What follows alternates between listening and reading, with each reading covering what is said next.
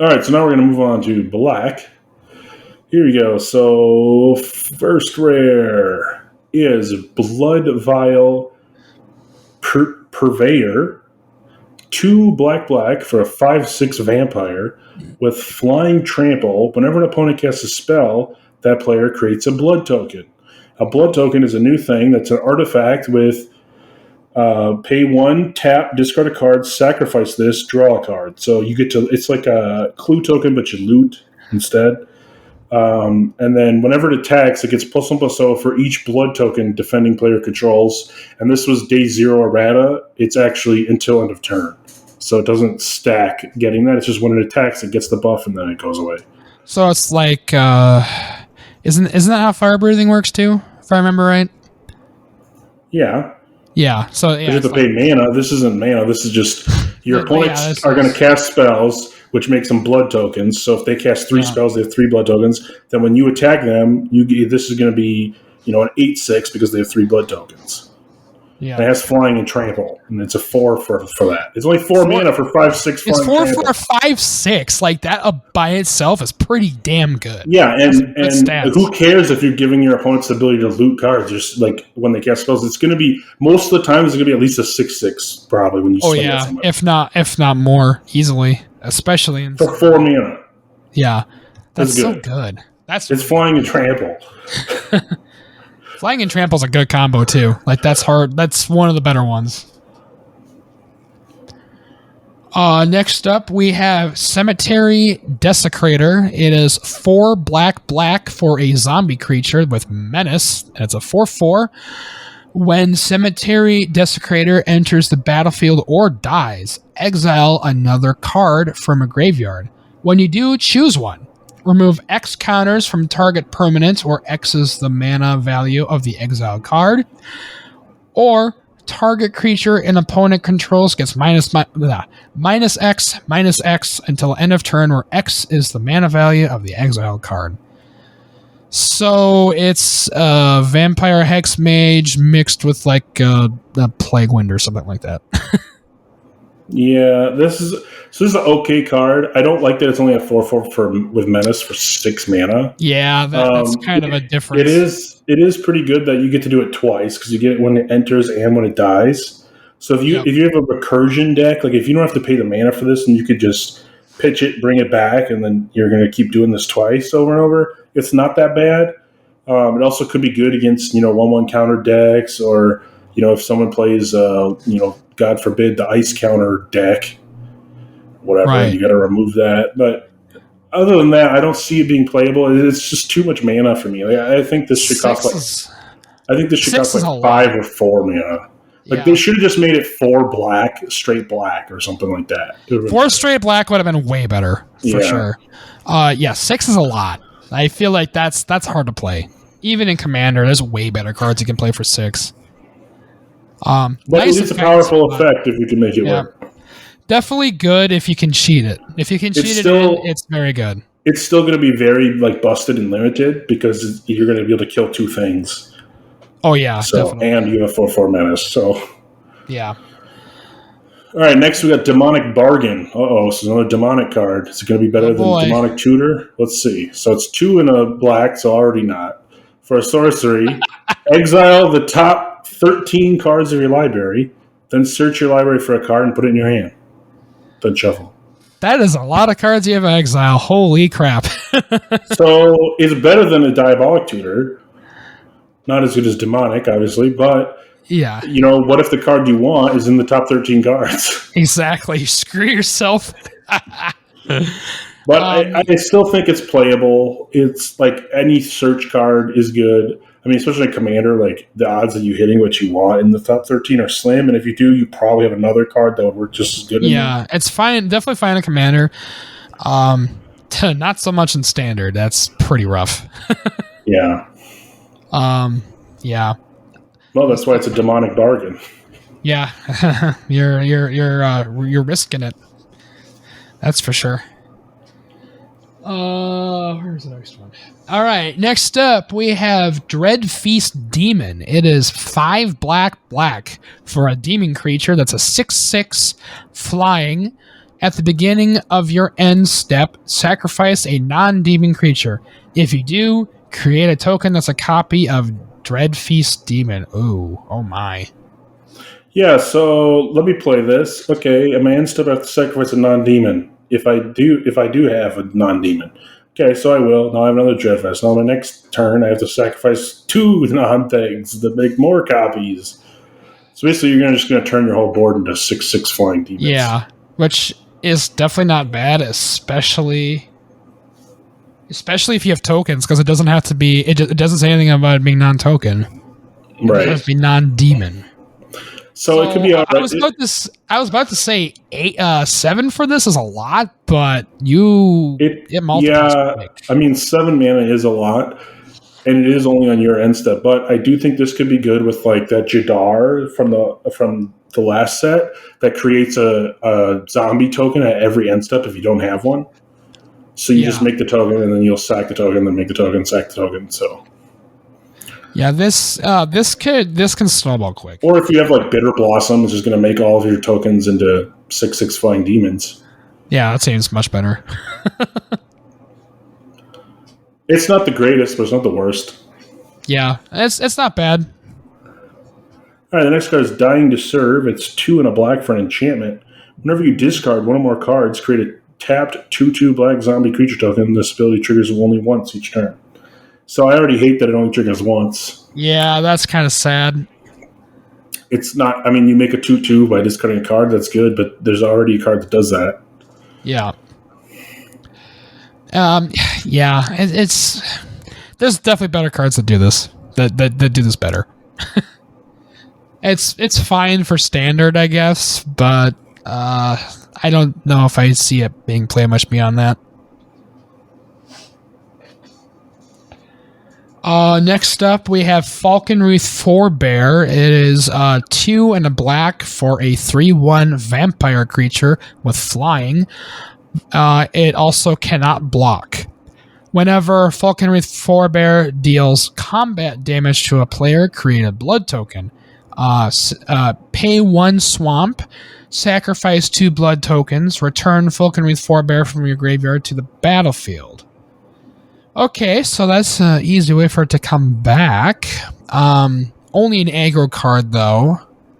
Yeah, I mean, it's 3 for a 3/1 flyer. I think it's good in Constructed. I don't think it's that great in Commander. Yeah. Unless you're playing Commander based around the new stuff to make blood tokens. Yeah, and you have to be playing like a really aggro deck, I think. Yeah, it also combos with the other card that makes blood tokens, but... Yeah. Other than that, I think it's all right. I don't know how prevalent blood tokens are, so that's right. It's a new thing. It's only going to be cards from this set, so yeah, maybe it'll get better with time. It's hard to say. And it is because if you think about it this way, it's 3 for a 3/1. If you can hit your opponent twice, you can bring it back when it dies. Right. Which what are the odds you're going to get in twice of it? I don't know. Especially they'll probably get rid of it by then, but if it only has 1 health, it's pretty easy to deal with. So. Yep. It's okay. Yeah, it's mediocre. All right, next we got Graf Reaver, which is 1 and a black for a 3/3 zombie warrior with exploit, which is when it enters the battlefield, you can sacrifice a creature. When it exploits a creature, destroy target planeswalker. At the beginning of your upkeep, Graf Reaver deals 1 damage to you. So 2 mana, sack a creature, kill a planeswalker, or just 2 mana 3/3, but you take 1 every time.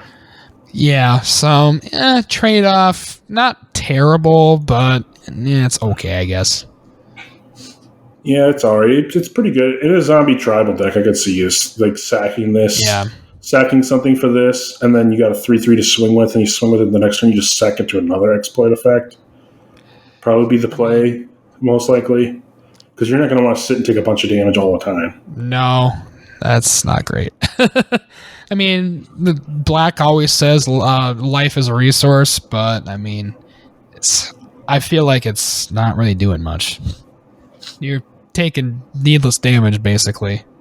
Like, if you get a value turn on a planeswalker or something like that, it's worth it, but if you don't, then I don't know, I'm not exactly sold.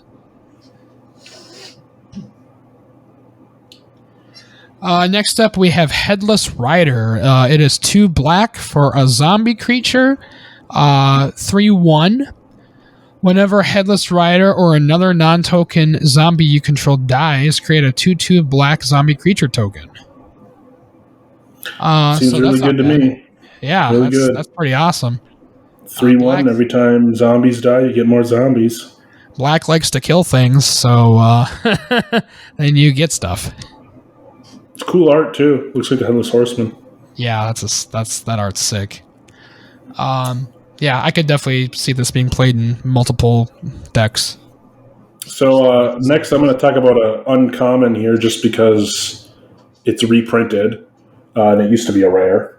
So Hero's Downfall is 1 black for destroy target creature or planeswalker. It's an instant. Used to be a rare in Theros. Now they're reprinting it at uncommon. Yep. Definitely a fine card against planeswalkers. I mean, get rid of Ugin. Get rid of, whatever. Yeah. It's going to be very good and limited as an uncommon. Yeah. So the next actual card is Path of Peril. It is 1 black sorcery for destroy all creatures with mana value 2 or less, and then it has a cleave cost with 4 white-black, and if you pay that, it's destroy all creatures. Boy, 6 to wipe the board. That's kind of high. I know. 3 to destroy all 2 or less isn't that bad, but 3, yeah, that's kind of like a mass disfigure, kind of. Which that's pretty good, but 6 for a full wipe, there's better cards. You can Damnation for 4. You can Wrath. I mean, in black-white, there's a lot of better cards than that. Yeah, you can do a lot better. Definitely, probably won't be playing the cleave cost unless you're really desperate. So. Next up, we have I think it's the first Planeswalker we've seen. We have Sorin the Mirthless. It is 2 black for a legendary Planeswalker who is Sorin. He comes into play with 4 loyalty tokens. His 3 abilities are +1, look at the top card of your library. You may reveal that card and put it into your hand. If you do, you lose life equal to its mana value. Okay, so it bobs. That's cool. Yep, that's good. Yeah, Bob is good. -2. Create a 2/3 black vampire creature token with flying and lifelink. Now that's pretty solid. Some nice text on it. And then 2/3, so yeah, 2/3 is not bad for a token. And then it's -7 ultimate is Sorin the Mirthless deals 13 damage to any target. You gain 13 life. So going on again with the Triskaidekaphobia theme here. They love their 13s, don't they? Mm-hmm.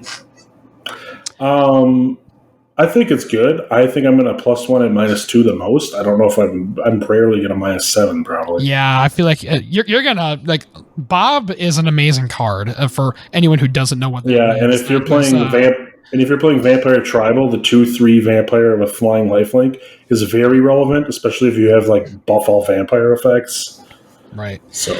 And of course, if anyone is younger and is not as familiar with the Legacy theme, Bob is the Dark Confidant card that had that same ability. We just call it Bob because there was a art of a person named Bob in the Magic field. But yeah, that +1 is very nice, and even the -2.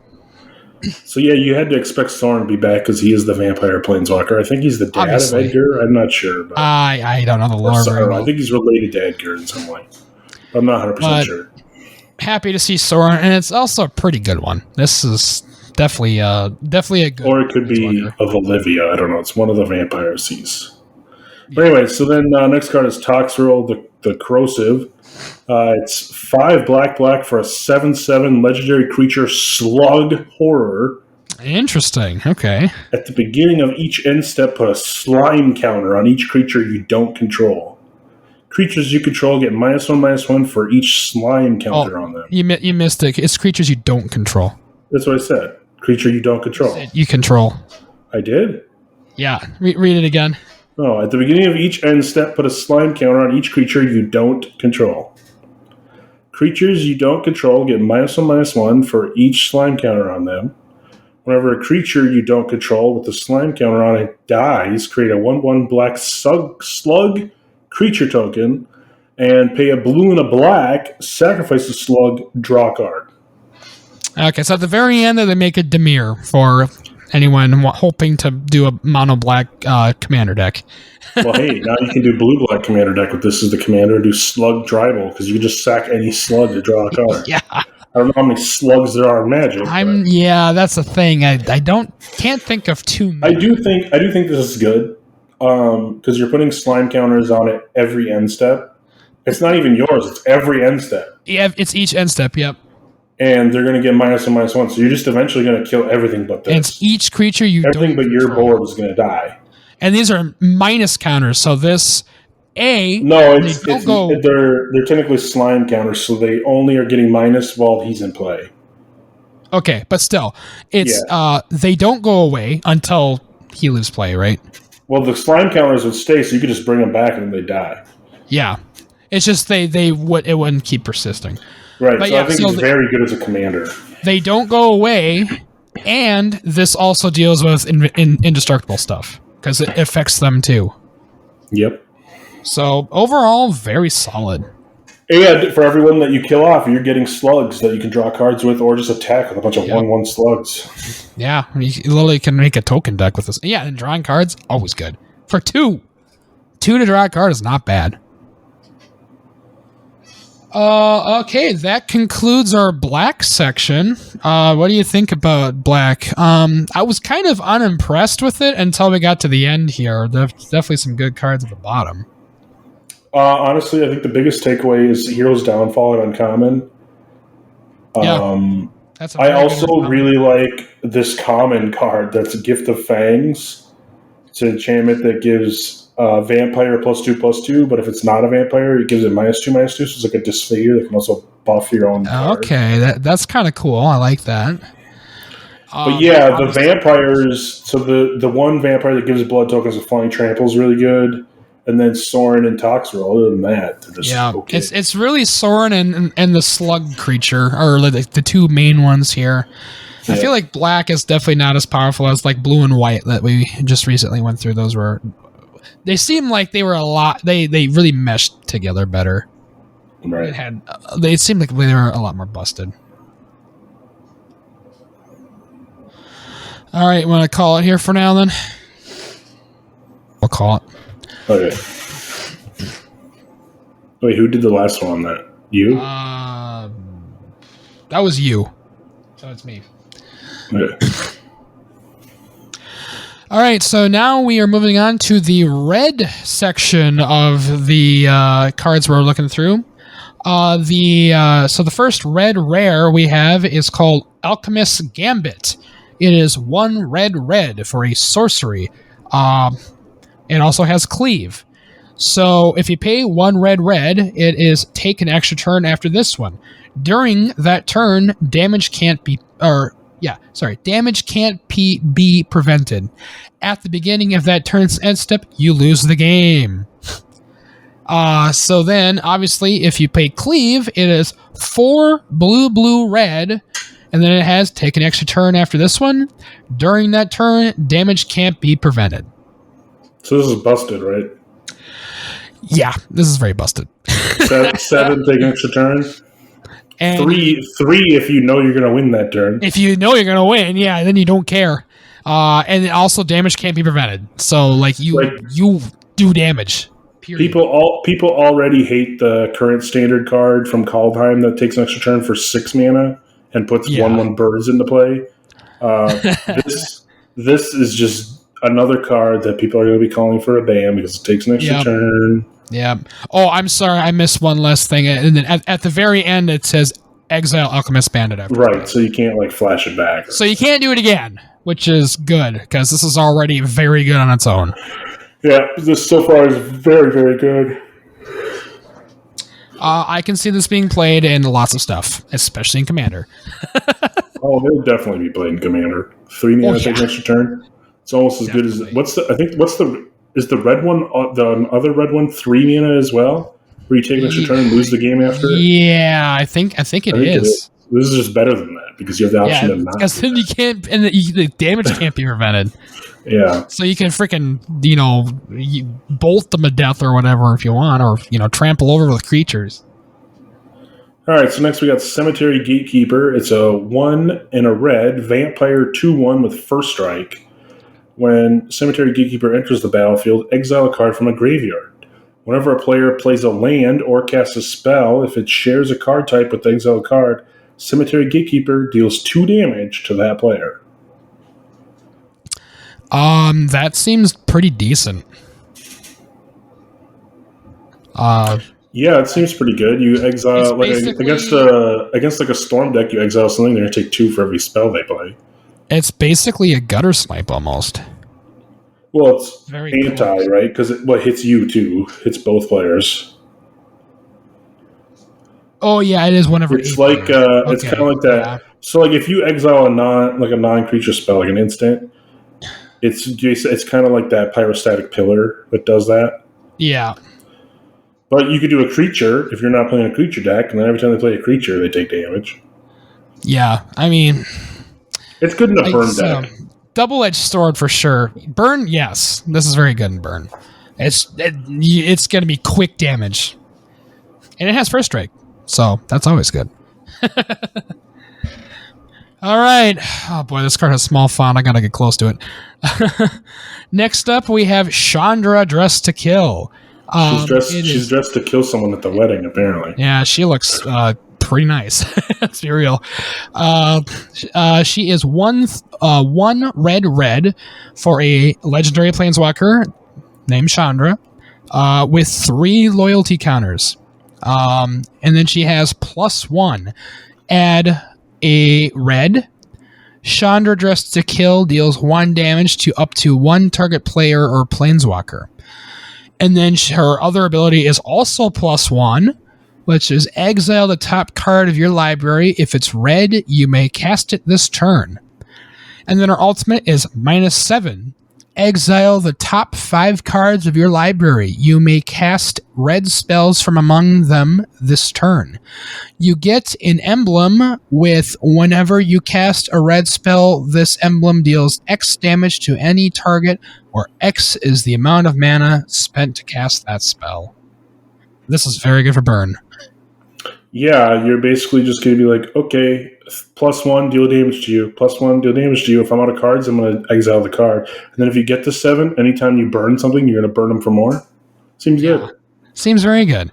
And planeswalkers that have both their other abilities plus like whatever are very good. Because they can really only lose counters from either ulting it or taking damage. Yeah. Like that seems very good. Red's gonna love this card. All right, next we got Change of Fortune. So it's 3 and a red for a sorcery. You discard your hand, then you draw a card for each card you've discarded this turn. So that's good if you really need a mulligan. Yeah, it's kind of like a wheel yourself, or it's all right. It's good in Nekusar, right? Or no, because you're drawing, so never. No, mind. It's only you, so it's not good for that.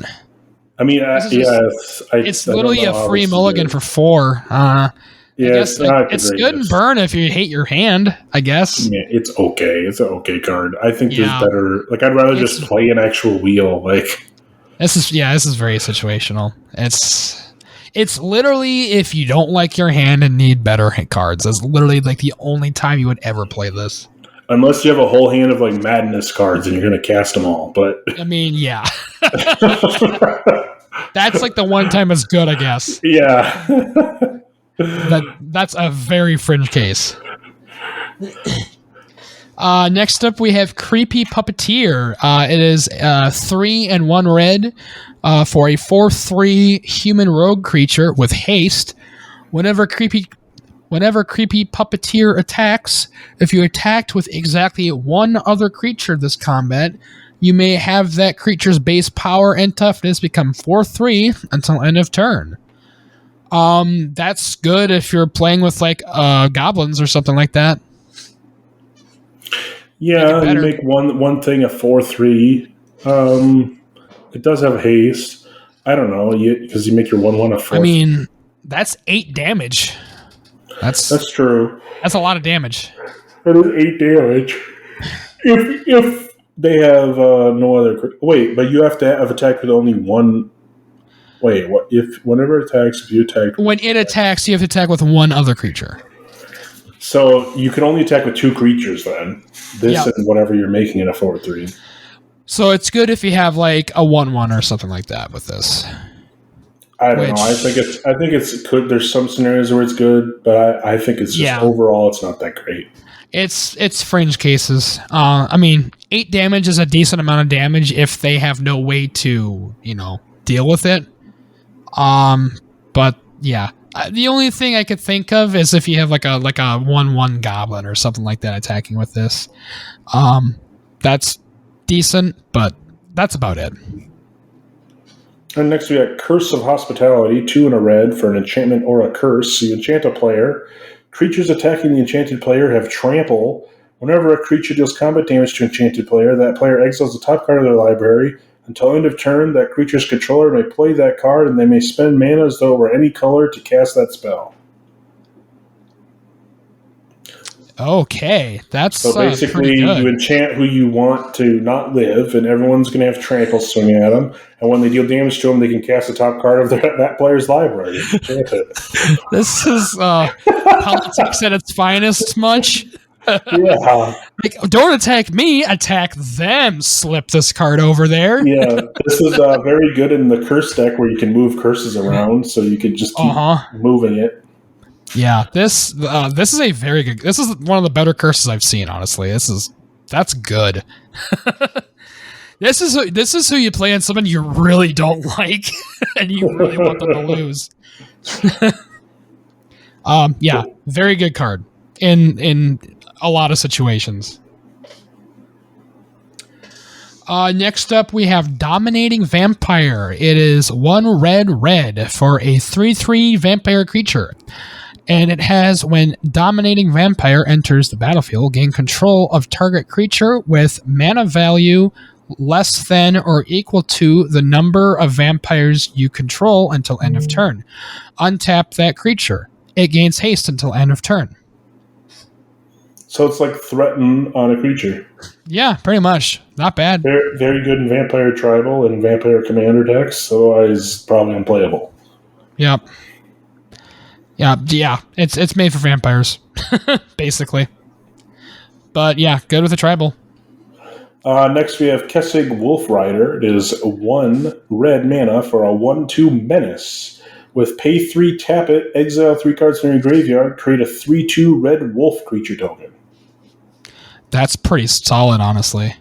I think that's pretty good for 1 mana. That's 1 mana, yeah. That's a 1/2 with menace. Yep, which, I mean, yeah, that unless you pump it, that's not a huge deal, but yeah, but then later in the game you can make tokens. The ability is nice. That's good for sure. Obviously, you wouldn't want to play it on turn 1 because it's not going to do much, but especially like if you're a burn deck and you've played a ton of spells, like you still might play it on turn 1 in a burn deck because you're swinging for 1 pretty much unblockable until they have 2 creatures out, and then that's true. That is a good point. Yeah, and then you just burn, and then you just bolt them in the face a couple times, and then exile your bolts for a 3/2. Yeah. Which that's really good. It's nice that you're able to use your graveyard as a resource. That's pretty powerful. Definitely very powerful card, very cheap. I do like that. All right, next up we have Maniform Kite. It is 2 red for a 4/4 dragon creature with flying, of course. Whenever you cast a non-creature spell, create an XX red dragon illusion creature token with flying and haste, where X is the amount of mana spent to cast that spell. Exile that token at the beginning of the next end step. So isn't this kind of like Spellburst Dragon, but a little different twist, kinda? Is it better? Yeah, this is better than that. Yeah, this is like okay, I have a 4/4 flyer.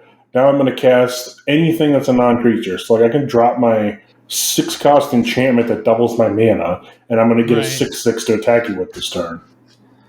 Yeah, that's really good. So it's basically like you're paying, the equal amount of mana for an XX dragon for one swing that is equal to what you're playing, and then you also get the effect of whatever the card is that you're playing. This is really good in your dragon deck.